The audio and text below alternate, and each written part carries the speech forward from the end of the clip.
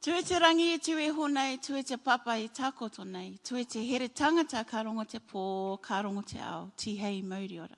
Welcome everybody to the session. Sorry about all the technical and lateness and all the issues that we've had, but we've got to get rolling. One of our speakers will be arriving soon. I have the pleasure of introducing the Minister of Health from Canada, and she's just told me that I can just call her Jeanette, but I feel like I'm doing it injustice, but I need to learn some French. So, please, thank you.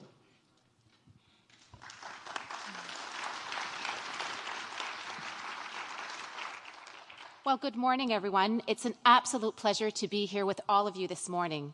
I would first of all like to thank the International AIDS Society for inviting me to be here today.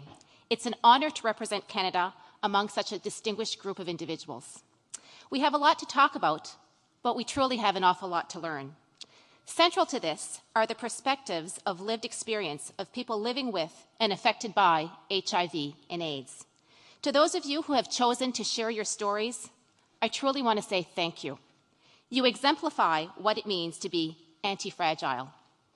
You turned your challenges into strength, and I'm inspired by your determination, courage, and resilience. Over the past 30 years, we have come a long way. Thanks to the dedication and passion to people like you, we have made once unthinkable progress towards a world without AIDS. I'm proud to say that Canada has been at the forefront of this response through the work of our civil society, as well as such extraordinary champions as Stephen Lewis, Dr. Julio Montaner, and of course, Dr. Mark Wainberg. Sadly, Wayne is no longer with us, and we keenly feel his loss at this conference. I also want to acknowledge the invaluable global contributions of people living with HIV. Together, we have achieved a great deal, but we still have a lot more to do. Many people still don't know their status, face barriers to treatment, and lack the support they need to live healthy, active lives. Despite our efforts, something is getting in the way. I have spoken with many people living with HIV in my role as Canada's Health Minister, including during my time here this week. And while I have heard of the many struggles faced, one thing that I've heard loud and clear and repeated many times is that stigma is truly holding us back. Stigma has many faces, as we all know. We all know about the HIV-related stigma, but it is compounded by many other forms of stigma. Racism, homophobia, transphobia, stigma about mental illness, internalized stigma, discrimination against people who inject drugs and those who engage in sex work. These are just a few of the many faces of stigma and discrimination which have devastating effects. Stigma can isolate people from their intimate partners, families, and communities. Stigma can keep people from getting health care. Stigma can mask HIV and helps fuel the AIDS epidemic worldwide. We need to stop stigma in all of its forms to ensure that all people living with HIV know their status and get the treatment that they need. So what's the solution, we may ask? A part of the answer lies in the intersection of human rights and public health. Treatment alone is not enough. Fighting stigma requires an integrated approach, one that puts human rights first. In Canada, protecting and promoting human rights is part of the social fabric of our great country, and it's essential to the way that we govern. As such, human rights guides our response to HIV in Canada and abroad. We are working to rebuild trust with marginalized communities. While this is an ongoing process, we've already taken significant steps. One key is renewing our nation-to-nation relationship with Canada's Indigenous people, a process based on recognition of rights, cooperation, and partnerships. Another priority is the LGBTQ2 rights. In November of 2017, I was extremely proud of our Prime Minister. He formally apologized to the LGBTQ2 community for a history of federal legislation, policies, and practices that were oppressive and discriminatory. Last summer, we passed a law that prohibits discrimination against transgender Canadians and protects them against hate crime. We have also made significant changes to Canada's drug policy to recognize the needs of drug users. And in 2016, we restored harm reduction to the core of public health approach to the opioid crisis. We treat substance use as a health issue and not as a moral failure. We also introduced the Good Samaritan Drug Overdose Act to provide some legal protection for individuals who seek emergency help during an overdose. We hope this act will help reduce fear of police attending overdose events and encourage people to save a life. Recently, we led the charge at the United Nations Commission on Narcotic Drugs to address stigma towards people who use drugs. Along with 19 of our allies, we passed a resolution that stresses the importance of fighting stigma and ensuring that no one is denied health care because of it. Finally, we have taken steps to prevent the criminalization of HIV non-disclosure. We know that U equals U, undetectable equals untransmittable. This means that there is effectively no risk of sexual transmission of HIV when an individual is being treated and maintains a suppressed viral load. Having considered the evidence, the Government of Canada has determined that the criminal law should apply to individuals engaging in sexual activity without disclosing their HIV status if they maintain a suppressed viral load.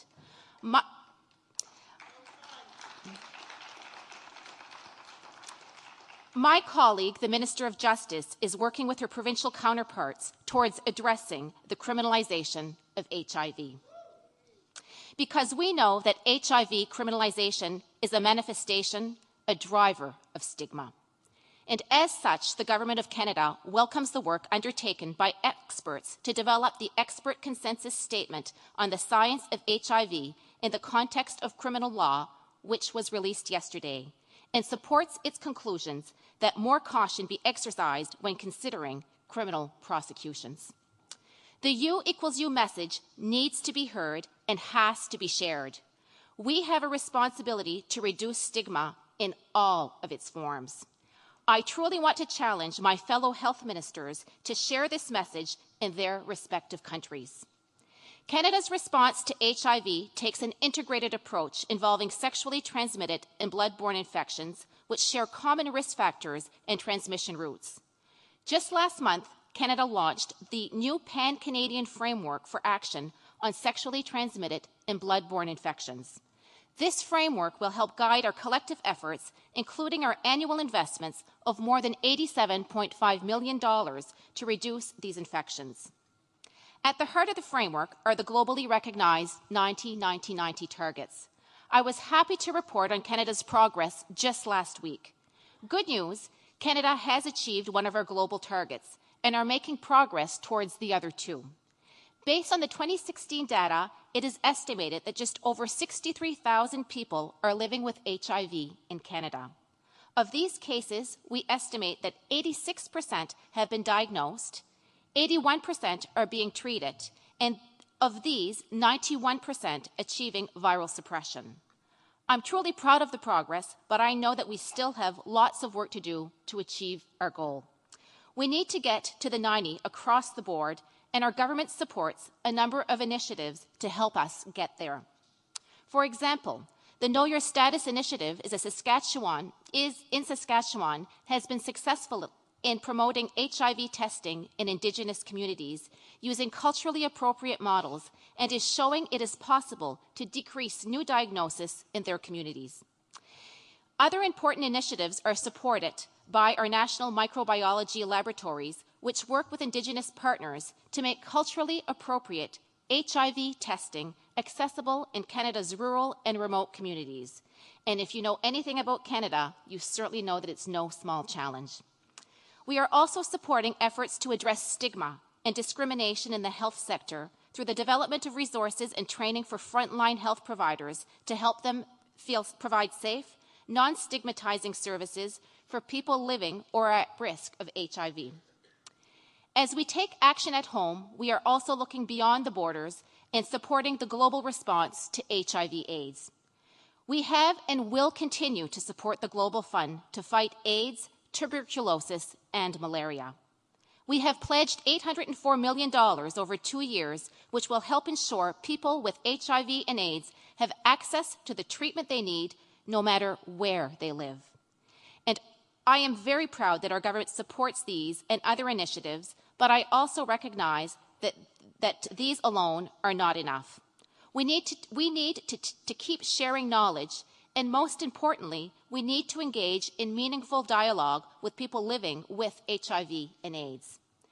That's why supporting organizations like the Canadian Positive People Network, a group that represents people living with HIV in Canada. Partnerships like this help facilitate dialogue between policymakers, healthcare providers, and people living with HIV. As we move forward, we also have to ensure that our work is guided by the voices of youth leaders.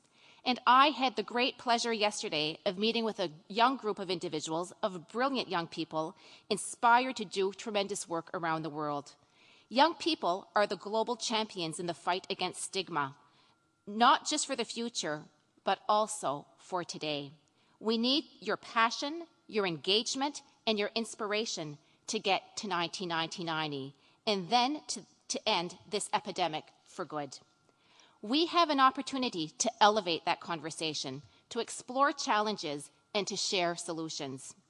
Everyone here has a role to play. Together we can build more inclusive societies by ending stigma, prejudice, and discrimination. Thank you once again for the organizers for inviting me here today, and I truly look forward to listening to the conversations that are going to take place this morning. Merci à tous.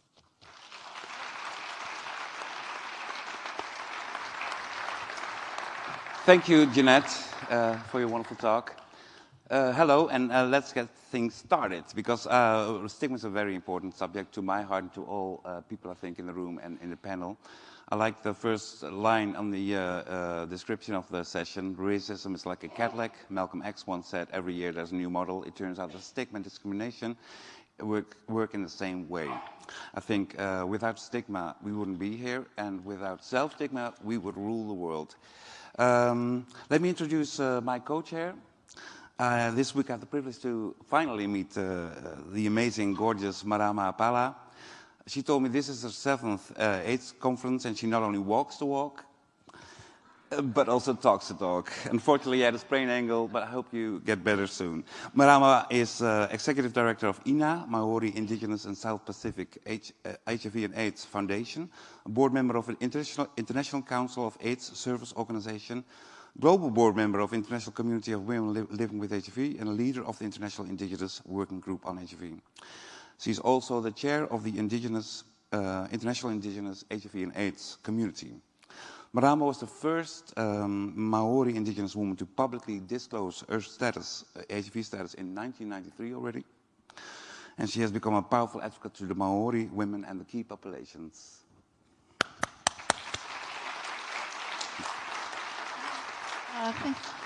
Hello. Thank you. I'm sorry, I'm having to borrow my friend's glasses here because my other friend didn't bring mine. I suppose for me, I was a part of putting this session together at the CCC level, so the conference coordinating level. And, you know, there's a lot of process you have to go through to get to this point, and the support you need to get from your allies and your friends. And I must say that I'm very privileged that we have got here, and we're talking about communities that are in the fragile state that they are in particular to stigma discrimination. In my country, I feel quite privileged, but I also know that many of my people are suffering double the stigma and discrimination than the population of key populations there. Why I say that is that we suffer it in our own communities with our own people. Our own people are still burning our sheets that we sleep on and throwing away our cups and saucers that we use. So our battle is continuously trying to work out how can we utilize U equals U in a way that will stop them from being afraid of what we are carrying, what we are living with.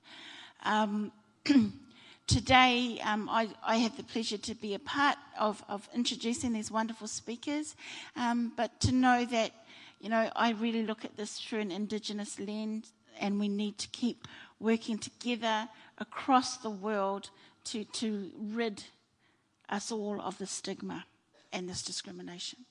So, I'd like to let everyone know who my co-partner in crime is over here.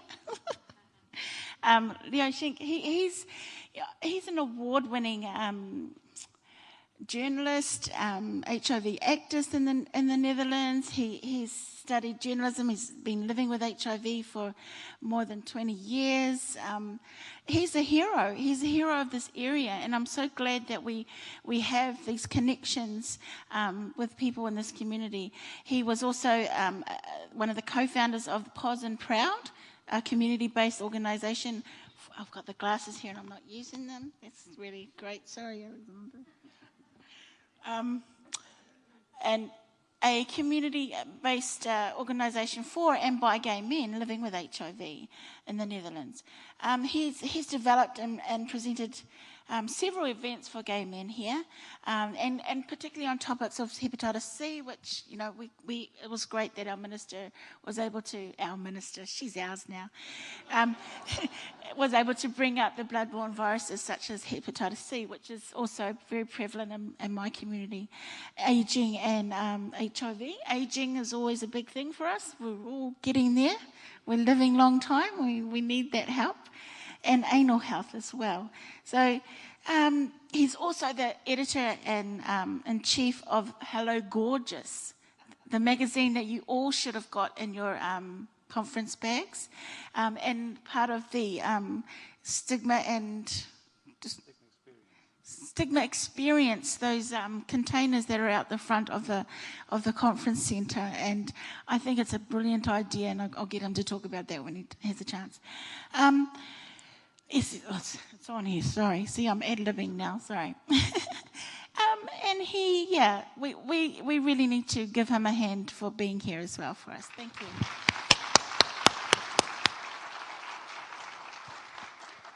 So I think we better get things started. And since our first speaker is late, I introduce Stefan Boral.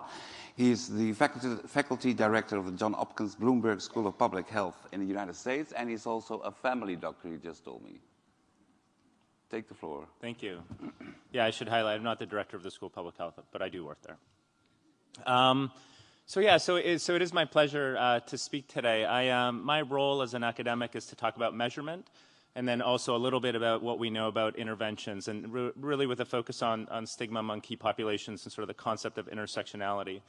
So I'll talk a little bit about sort of patterns of stigma across regions with a focus on gay and bi men and other MSM, some about sex workers, and a little bit about trans women and how their experiences differ from cis men.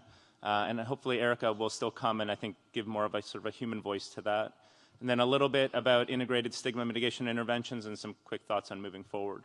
So I actually think that the minister provided already a great perspective around this, but I think it is often said in this conference, and I think we had a nice discussion about this morning at the GMP Plus session, but that stigma is often thought of as sort of as a qualitative element, one that exists but is difficult to do anything about. And I think evidence from this conference and previous ones tell us that stigma can be quantitatively measured, and as such it can be intervened upon. There's great quantitative data that highlight how stigma interferes with both the provision of services as well as the uptake of those services, and as a combination affect coverage ultimately. And then there's a clear data paradox where in the most stigmatizing settings and in the most criminalizing settings, it is virtually impossible to collect data and to understand the needs of specific folk, and I think that sort of feeds itself because then it obviously becomes difficult to serve folk. So how does that play out? In terms of stigma data for key populations, if I was showing a graph or a slide with a map showing prevalence data, I would actually, most of the world would be sort of filled in at this point. But I think interestingly, when we look at stigma data, the vast majority of stigma data as it relates to key populations has been collected in high-income settings, so US, Canada, parts of Asia, Australia, and is noticeably absent across parts of sub-Saharan Africa, parts of Central Asia, Eastern Europe, and very limited in the former Soviet Union as well.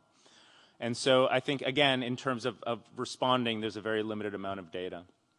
Another challenge as it exists, on this slide, we did a systematic review looking at different stigma metrics for different populations. And I think one of the things that sort of stands out is that when people do measure stigma, there's sort of been this traditional element of like recreating and asking stigma indicators as people see fit. And I think part of that challenge is that we ended up with like 500 different types of instruments that had been used for gay men and other MSM, and that makes it obviously difficult to compare across time, but compare across region. But it's also interesting on this that when we looked at sex work-specific stigma, it had only been measured 13 times in the literature, and there was no data about stigma affecting people who inject drugs. And so I think something really telling in terms of a very limited amount of data. More recently, we've been using latent class analysis methods to try to understand sort of patterns of stigma across settings, because I think when we speak to folks in different settings and when we hear narratives, actually the narratives that we heard so powerfully from Dr. Malebranche this morning, in addition to other parts of the world, actually sound very similar. And so we've had the opportunity, in partnership with a number of other folks, to collect the same stigma metrics in a number of different settings. And so this is a sample of over 10,000 gay and bi and other MSM with data from the AMOS survey, which is implemented by Emory University, Patrick Sullivan, Travis Sanchez, in addition to data from Western, Central, and Southern Africa. And so we had latent class analysis, and we also had the ability to do regression data on those. And what's interesting is that across these 13 indicators, you have these three very consistent sort of buckets of stigma. So people's perceptions of stigma, actual experiences or enacted stigma, and then anticipated stigmas within the family, community, and health system. And ultimately, they're clear predictors of being part of those categories that hold true, including those who are also living with HIV, those who have reported substance use, and also those who are affected by depression. So how does that ultimately play out? Consistently across region, you see different amounts of folk that fall into these different categories. About 9% report report high levels of stigma, so basically stigma across the board. Some percent of folk report just anticipated health stigmas, and then the vast majority of folk report enacted stigmas, or actually lower levels of stigma, I think related to resilience across the board. But where we do see higher stigma, we see, so higher levels of anticipated stigma, we see higher levels of depression.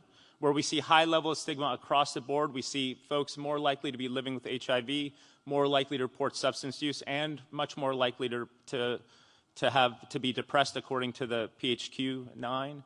And then finally, with folks who have reported enacted stigma, they're also more likely to be living with HIV and also more likely to be depressed. And so I think that this sort of determinants of harassment and gossip are incredibly important forms of enacted stigma. These ideas of intersecting stigmas between depression, substance use, and HIV and LGBT status are incredibly important.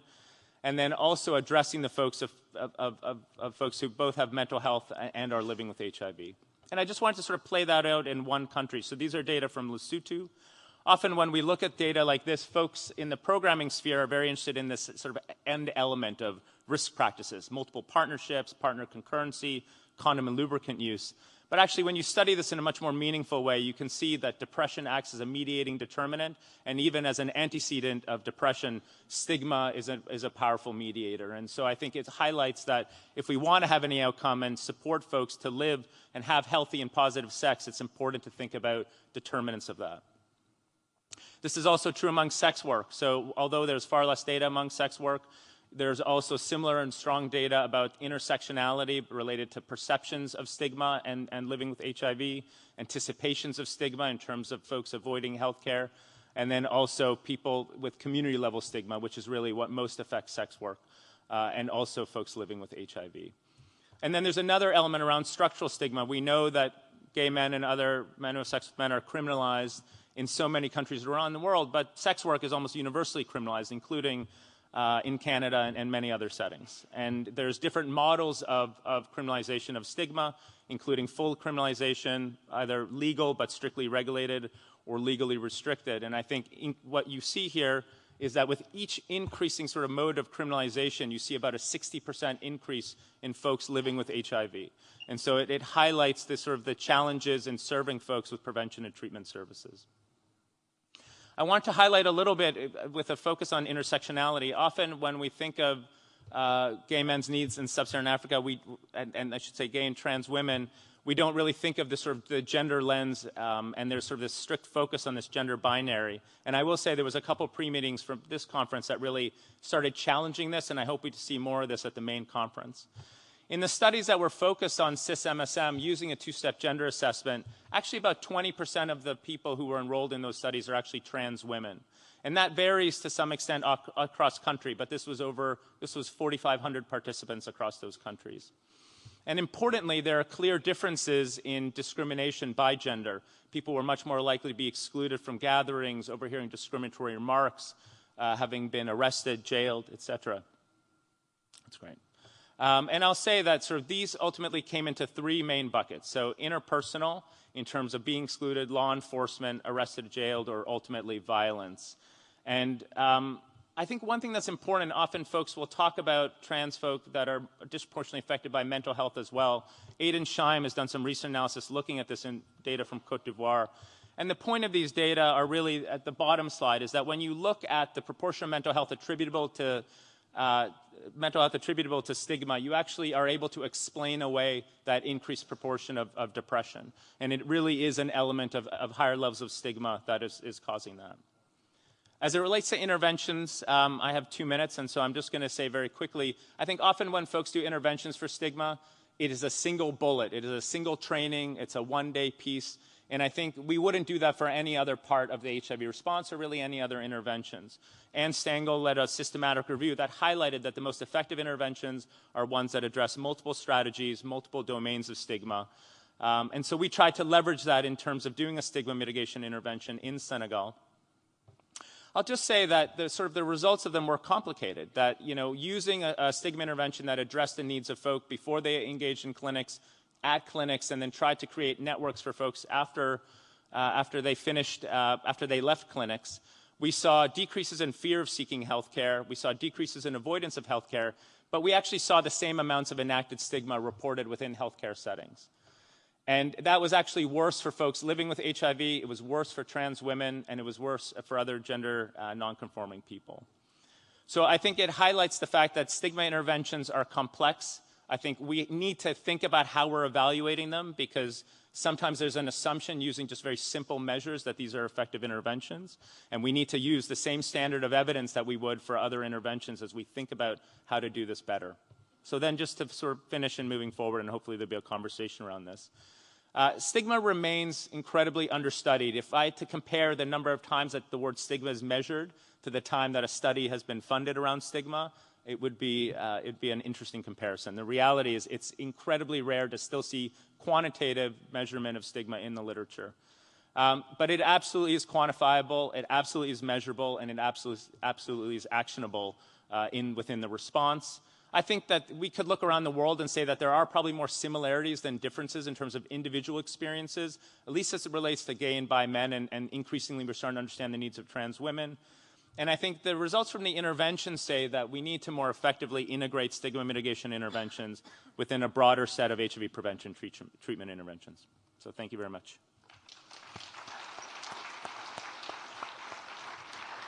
Thank you, Steph. Yes. I'd like to introduce our next speaker. Yes.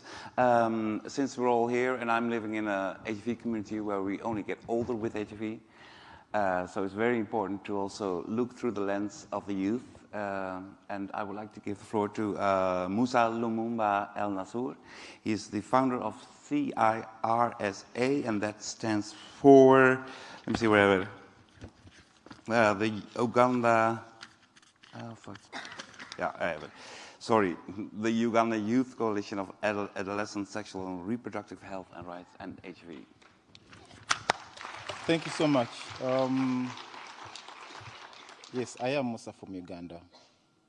So we know the problem.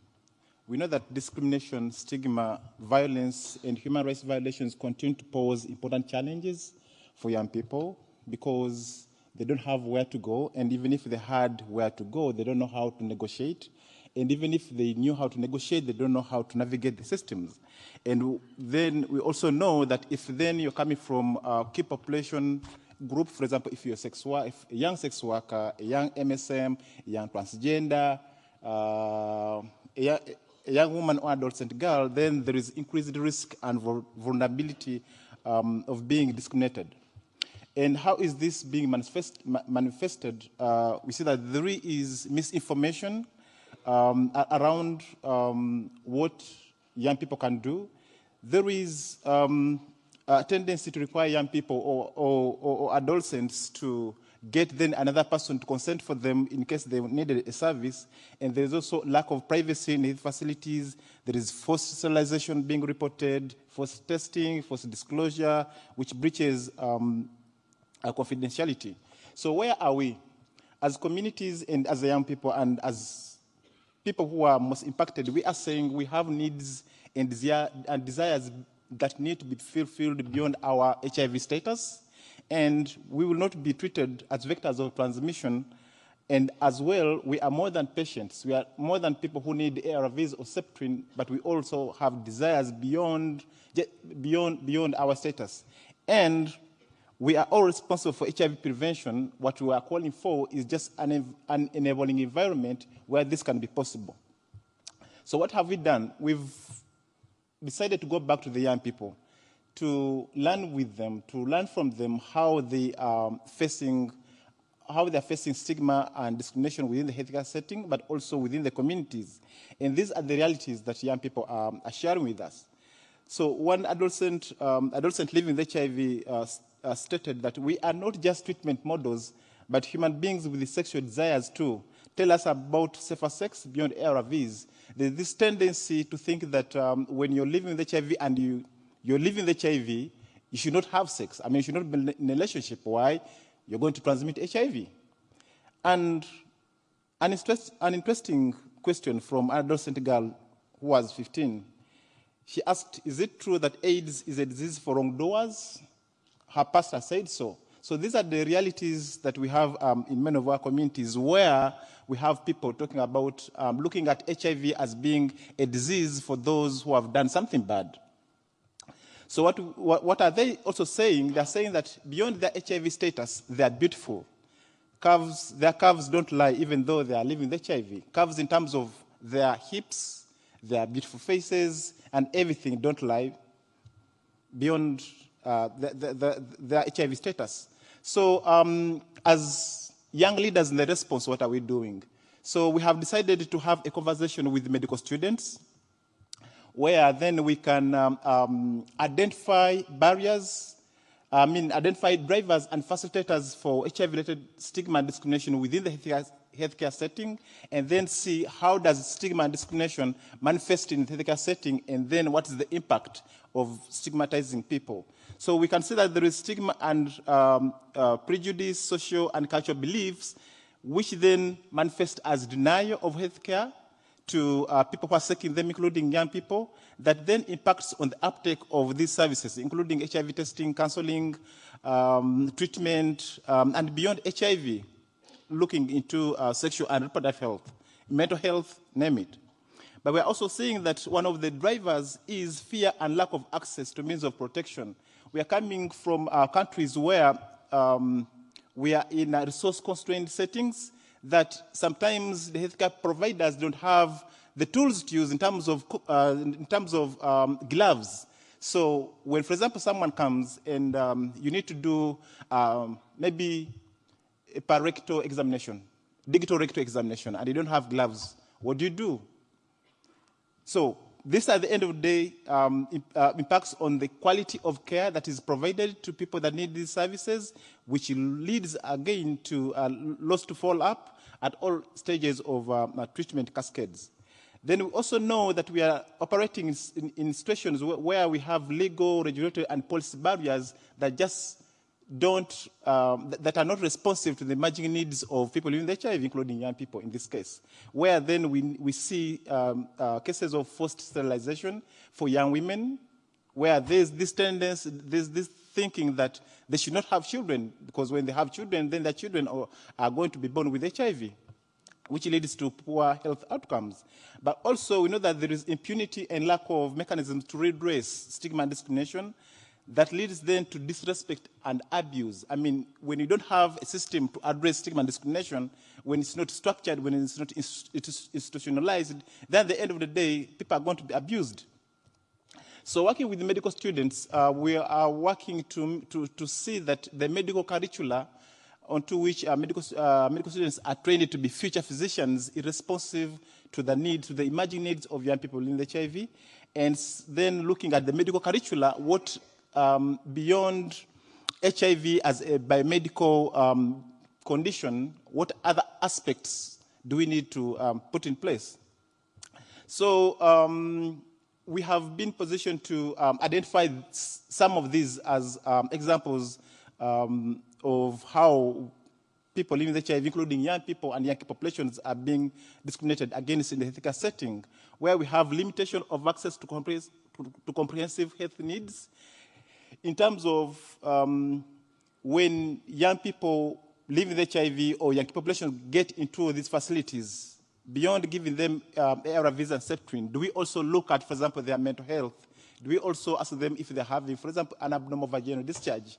Do we ask them if they're having maybe an erectile condition that we might need to take care of? And also, we're seeing that there is denial of health interventions, like, for example, counseling and testing for HIV treatment to some people. And also, we are seeing that there is restriction of patients' autonomy, where patients, I don't know whether I should be using the word patients here, but of course, people in the healthcare setting are referred as patients. So where you cannot decide that, no, I don't need this, I need this, and also violation of their privacy and confidentiality. We've seen countries where, including my own, where there is need to disclose, there is forced disclosure, yeah? And also where health workers have gone to disclose to other third parties without the consent of young people. And also demanding for additional payment. For example, if you're a young MSM and you're going to a facility and maybe you have an anorectal condition, this doctor will ask for an additional pay because, I mean, other patients are not asking me to check their anorectal area, but for you, asking me to check, for example, your abnormal vaginal discharge. Why don't you pay me? So there are also unnecessary precautions, like I've talked about the unnecessary addition of gloving and so on. So what are the intervention areas that we are looking at? There are around 4. Identifying the needs in terms of what needs to be done, but also identifying the needs of the future physicians. What do we need to train them on? And then setting goals and objectives, and then making sure that we are implementing these mechanisms, evaluating them, and giving feedback. So these are questions that we are encouraging medical students and young people with HIV to ask themselves. What would you tell your healthcare provider, you as a young person who is going to a facility? What would you tell your healthcare provider if you're a medical student also?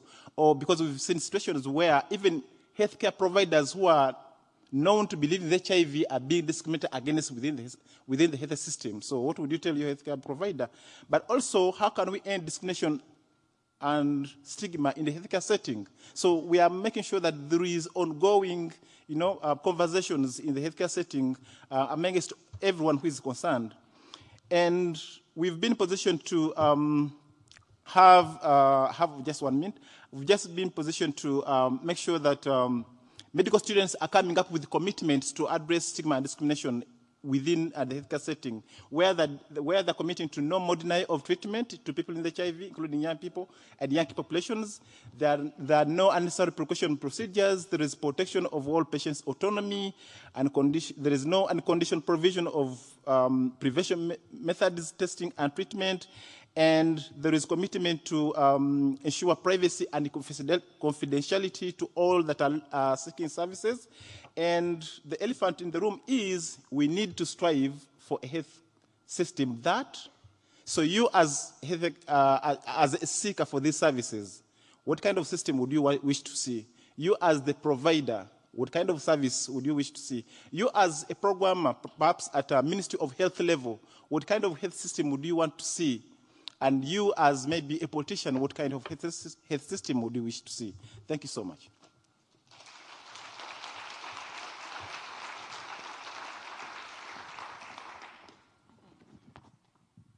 Okay, I've heard that Erica is on her way.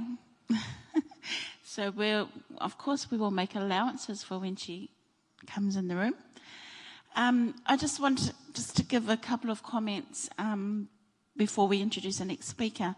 You know, it's so inspiring for me to hear and encouraging to hear that we can definitely measure stigma. And I think too, within the people living with HIV community, we've had the stigma index. You know, there's things that we've been trying to do amongst ourselves for quite a long time now to get this message across. And if whatever the campaigns are and whatever the work we are doing, we need to do it in partnership. We need to do it from grass levels and community all the way to government. This message that we are talking about here needs to continue in every area of society, because that's where it's needed. So I'll get off my soapbox, and I'll have the pleasure of introducing, excuse me, I've got to manage microphones and glasses and pieces of paper and a sore leg, Dr. Laura Noble from the RTI International Senior Technician, she's the RTI International Senior Technician Advisor on Stigma and Discrimination, yay! She has been working on stigma and discrimination for close to 20 years, on research and measurement, programmatic responses to address stigma and discrimination. I think you should come and live in New Zealand. Thank you.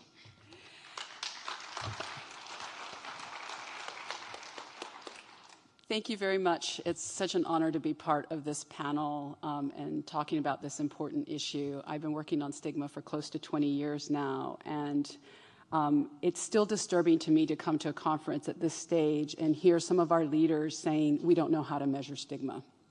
We do know how to measure stigma, and we do know what to do. So if you take away anything from this session today, it's that we have no more excuses for inaction.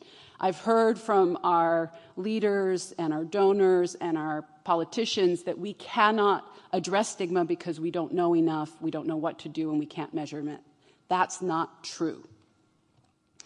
So we've heard why from our panelists as to why, so I'm not going to go into why we need to address stigma. What I'd like to do is jump right into something practical. These are things that are being done in health facilities and that we can do. So I'm going to share just one example. You've already heard from Musa about some great work that's going on. But we need, in our health facilities, we need to address stigma everywhere, but our health facilities are where we go when we need care, when we're at our most vulnerable. And if we're experiencing stigma there, then we're never going to come back. So stigma starts at the gate. Oftentimes it's the guards who don't let us in. So this approach really focuses on the whole facility. So we recognize that everyone in the facility who has contact with clients has a role to play in reducing stigma. And this is really important. So we call this the total facility approach. We've been testing this model in many countries. Thailand and Vietnam are now scaling this up, so it's possible to move it to scale, to do something at scale on stigma reduction. And I'm just going to share with you a little bit from what we've been doing in Ghana. So this approach has 3 phases. It has data collection, because we can measure, and the data collection is really important not only to help us evaluate what we're doing, are we having any success, but to catalyze action. Oftentimes we hear in health facilities, we don't have any stigma here, it's that facility over there. But when you have data and you can bring it, and it's neutral, right? It's data in some way, you can start a discussion, and we're finding that that really works to catalyze action and change. And then we have an intervention, which I'm going to tell you a little bit more about, because I think the how is really important. We don't talk enough about how we can do stigma reduction. And we have an end line, more data collection, to help us evaluate whether we're making any progress. I won't have time today to talk about the evaluation results, but happy to share those at another point. So I just want to share, what does this intervention look like? So as I mentioned, we work with the whole facility. And what's really important about this is something that's owned by the facility. And we do this in different ways. There are, as Steph and others have mentioned, global tools that have been used in lots of different settings that are easily and readily adaptable. We don't have to reinvent the wheel. We never have had a lot of money for stigma reduction. There are things out there that you can take and easily adapt. We had a training of trainers, and what was key here was that the trainers who then worked into the facility were from the facility themselves. They were either health facility staff working in that facility, or they were clients attending that facility. And what we heard back from the staff in the facilities themselves was it was so important to have our own people training us, not some expert who arrives in their expensive 4x4 and then stays for 2 days and disappears. These were our own peers, our own clients who understand our situation and can talk to us at the same level. So having the people who are leading the interventions in the facilities come from the facilities. These trainers then rolled out. In this case, in Ghana, it was 2 days of consecutive participatory training. And different countries have rolled this out in different ways. You can batch it out in a couple hours over several days. You can do it days, several weeks apart, which is what was done in Tanzania. And what's been really important in the facilities is, A, not to disrupt the daily health services that are being delivered. So we did this by mixing levels of staff. So we mixed guards with doctors, cleaners with nurses, and taking people from different departments. At the beginning, there was some resistance. Oh, you can't do that. You can't mix the hierarchies in the health facility. But actually, it worked really well. And what we found was that this actually starts to transform a facility because people who are working together get to know each other and to understand that no matter at what level you are in the facility, you have something to contribute to make healthcare better for everyone. And then after this training, there was a formation of champion teams. So these were people in the facility who came forward to say, we want to lead on this. And this is part also of trying to create a sustainable change within facilities. And then we supported with these champion teams with a little bit of resources to develop their own stigma reduction interventions that they led and owned. So just to want to tell you a little bit about the training, the 2-day training, because this is really important. It's about creating sort of a common understanding in the health facility of what stigma is. Oftentimes we stigmatize without knowing what we're doing. So something as simple as creating awareness of what stigma looks like in concrete terms can make a big difference. I can't tell you the number of health workers who said, we had no idea what we were doing. We had a pharmacist in one facility leave the training because during the training she realized that what they thought they were doing was good, which was having 2 windows for medicine pickup, one for people living with HIV and one for everybody else, was a good thing. She had no idea. She thought she was doing the right thing. And then she came into this very simple participatory and came to the conclusion right away that, whoa.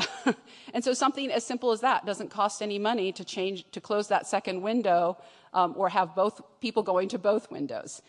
So we work with creating awareness. We work with dealing with the fear that Musa mentioned. We have measurement from across the globe that shows still there is a lot of fear of casual transmission of HIV in the health facilities, and it leads to stigmatizing avoidance behaviors like double gloving, selective gloving, use of gloves for only people living with HIV. And that is not only stigmatizing, but it discloses people's status. And health workers don't actually understand that. So something as simple as working on that. There's also a distrust of the actual standard precautions. And so there's a need to deal with that. And a lack of understanding of how HIV is transmitted and not transmitted. We had nurses say to us, why were we never taught this in our medical education? So I'm really glad to hear about the work that Musa and his team are doing. In Ghana, we had an additional focus on gender and sexual diversity, so looking at stigma around those issues. In Tanzania, we've had a focus on young people, on stigma towards young people. So these curriculums are very adaptable. Just to tell you, we are just getting evaluation results in. There's a poster on this, and there's a presentation at 1 o'clock on it. But we're seeing significant changes in as a result of this intervention. So we're seeing pre and post changes in our intervention facilities, and we're seeing significant differences between our intervention and comparison facilities. So we're seeing a greater change in our intervention facilities compared to our comparison facilities. So this works. And why does it work? We found that the data has been critical to inform and shape the intervention design, obviously to evaluate and to catalyze action. It's been important to address what we call those actionable drivers. So that's awareness of stigma, the fear that Musa talked about, our attitudes, that shame and blame that we all participate in, and the facility environment. Participatory approaches are key. What we do is we work with health workers, being led by their peers and their clients, to come to name the problem themselves and the solution. This is really important, and it's important to create safe spaces because these are often sensitive and difficult issues. Capacity strengthening so that this comes from the facilities is key.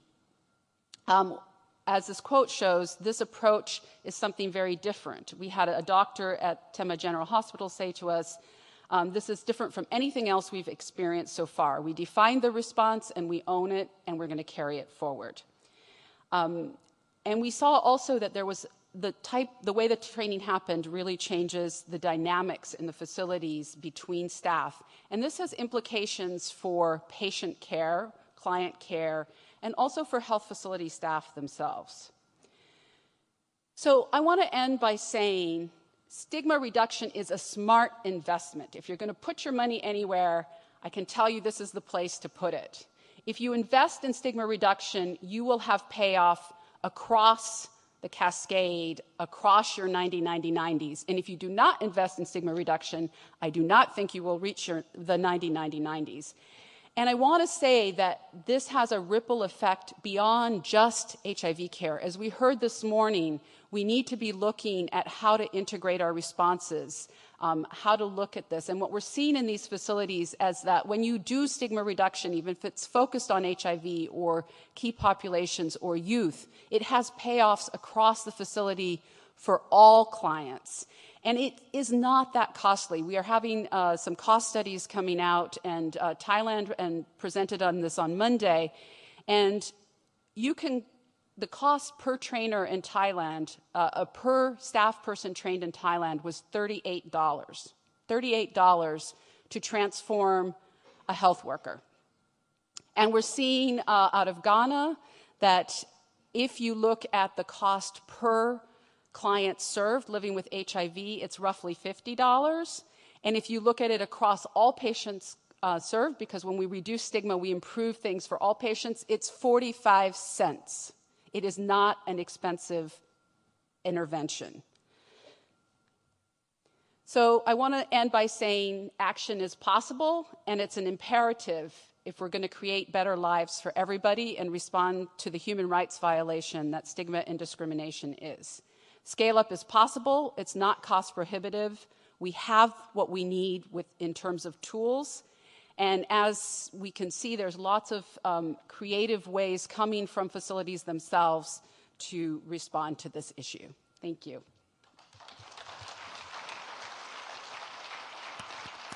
Thank you, Laura. I'm always amazed by the stigma in the healthcare settings. Sometimes in HIV clinics, but mainly also outside the HIV clinics. And maybe we can also address the answer to that question. But now it's time to introduce our next speaker, another powerhouse, this time from Namibia. Felicita Ikwam is the Deputy Director of the AIDS and Rights Alliance for Southern Africa, a partnership of 115 NGOs in Southern and East Africa. She has worked at national and regional levels in sub-Saharan Africa and at the international level in HIV and human rights policy advocacy for the past 15 years. For 2 years now, from 2010 till 2011, Felicita served as the African NGO delegate on the NGO delegation to the UNA's coordinating board, and she shot the sheriff. Yeah. No, I did not. Oh, we still don't okay. know. Oh, we know who shot the sheriff. We just don't know who shot the deputy. Okay. But It's awesome to be on this panel today, and I'm so happy to hear people talk about money, because they've always said it's never polite to talk about money, and I'm so happy that we're losing that sense of we can't talk about money because money is everything in this response, and things that are prioritized need to be costed and they need to be funded, and only then things happen. So believe me, there's going to be a slide in my presentation as well where we talk about money, money, money. But thank you so much for the invitation to speak today about something that the AIDS and Rights Alliance for Southern Africa is very, very passionate about. And it's something that we've supported partners to work on for quite a while, and that I'm happy to share some of the work that we've been doing in addressing HIV in the legal and stigma and discrimination in the legal setting. Since the early days of the AIDS response, there has been a recognition that social inequalities sculpt both the distribution of HIV as well as health outcomes for those affected. It is well recognized that punitive laws and policies are enacted in an effort to discourage behaviors deemed culturally or religiously inappropriate, such as same-sex sex, sex work, and drug use. These laws reinforce stigma and discrimination, driving people away from services. In 2012, a group of experts on HIV, human rights, public health, and law confirmed that the law has the power to bridge the gap between vulnerability and resilience to HIV. I love this quote from the HIV and the Law Commission, and particularly the last part of this quote that says, "The law is the torturer's fist or the healer's hand." But we also know that our governments have committed and recognized the role of the law in addressing HIV. And they committed in 2015 that no one will be left behind, to combat inequalities within and among countries, to build peaceful, just, and inclusive societies, to protect human rights and promote gender equality and the empowerment of women and girls. In the following year, UN member states also committed to, amongst others, reviewing and reforming legislation that may create barriers to reinforce stigma and discrimination, as well as to provide legal protection for people living with HIV at risk and those affected by HIV. This is a slide that I think is so powerful, and one that we use often when we engage with members of parliament, but also with government officials in Southern and East Africa, that shows clearly that an enabling legal environment can drastically reduce HIV infection among adults aged 15 to 49. So what you see here is that the current trend is the historical trend is the gray line. The current trend in terms of addressing HIV is the blue line, is the red line, sorry. And if we were to have interventions for enhanced legal and policy environment, this is how drastically we could reduce HIV prevalence among adults aged 15 to 49. The law and how it is interpreted and applied can fuel stigma and entrench discrimination across the elements of the legal environment, both law enforcement, and access to justice. Laws that criminalize HIV transmission, sex work, same-sex sex, drug use, and others provide a basis for stigmatizing and discriminatory actions. Enforcement of punitive laws can also be biased against marginalized groups.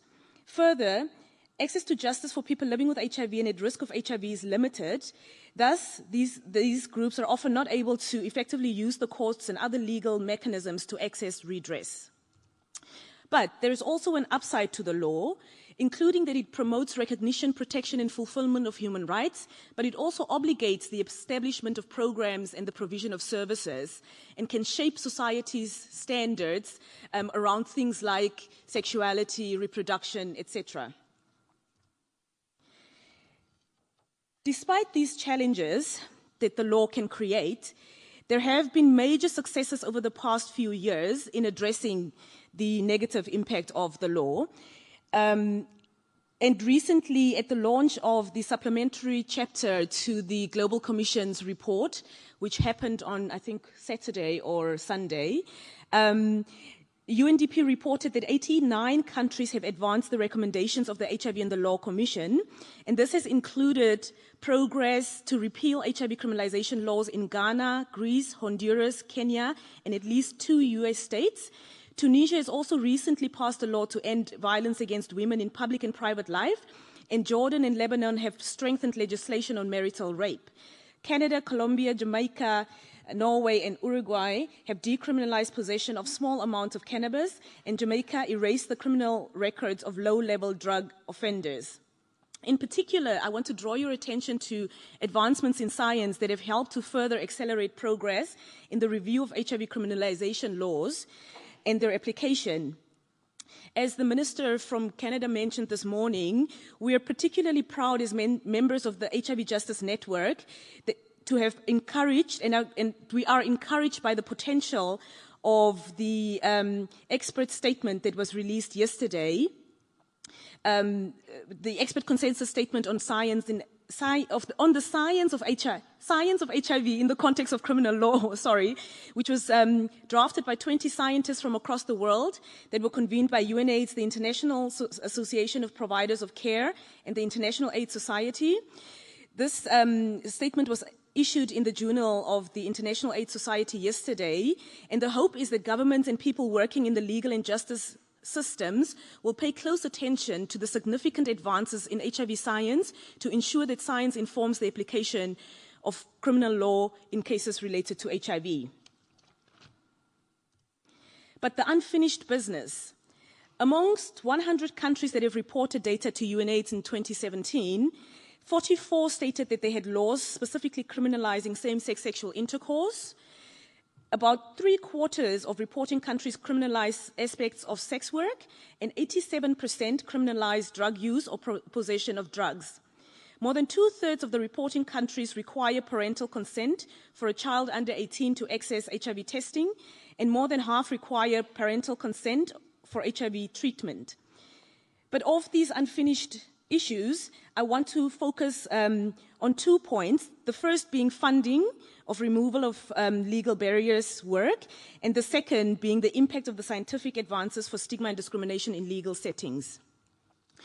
In order to make the point around funding, I want to borrow a slide, or I've borrowed a slide from a presentation delivered by Ralph Jurgens from the Global Fund, which illustrates how, during the 2014 to 2016 funding cycle, the focus on human rights programming reduces along the cascade from the concept note development to the actual allocation of funding, as a great number of applications included some analysis of human rights barriers, so this is the red bar, and to a lesser extent, TB and malaria services. But investment in concrete programs to address these barriers through a traceable budget remained very low. So you'll see the red bar compared to the purple bar of what is actually funded. So what is analyzed and said, yes, we have a problem with stigma and discrimination, and then finally what makes it through to the funding itself. But there's more unfinished business, and a point that was particularly made during the Beyond Blame conference on criminalization is to guard against the ability of the legal system to further entrench stigma, marginalization, and discrimination. And in order to make this point, I want to share the findings of a study done by Shauna Project in Canada, which was presented on the first day of the conference, on the implications for prosecutorial guidelines, which provide that people living with HIV can avoid prosecution by sustaining an undetectable viral load for more than 6 months, but that this guideline actually further marginalized women who could not sustain viral suppression for various reasons, including structural, economic, and social factors such as homelessness and recent incarceration. So although these guidelines and the scientific advances are a valid argument that we need to use, we need to guard against it further entrenching marginalization for people who cannot sustain viral suppression. I want to end on a positive note. by highlighting what can be achieved when the efforts to end HIV and related discrimination in legal settings is supported and resourced. And just to point your attention and pay some homage to an activist from Namibia, my home country, a sex worker activist who's called Mama Africa, who single-handedly actually stopped the city of Windhoek from enacting bylaws that would criminalize or prosecute clients. So when this work is actually supported and it's well-resourced, there's amazing things that can be done. Likewise, the Africa Regional Grant on HIV, Removing Legal Barriers, of which we're a partner that is supported by the Global Fund, has over the past 2 years trained hundreds of parliamentarians, civil society, lawyers, national human rights institutions, and law enforcement officials from 10 countries in sub-Saharan Africa, and has contributed to an increase in access to justice as well as law reform in countries in sub-Saharan Africa. Thank you. Yeah.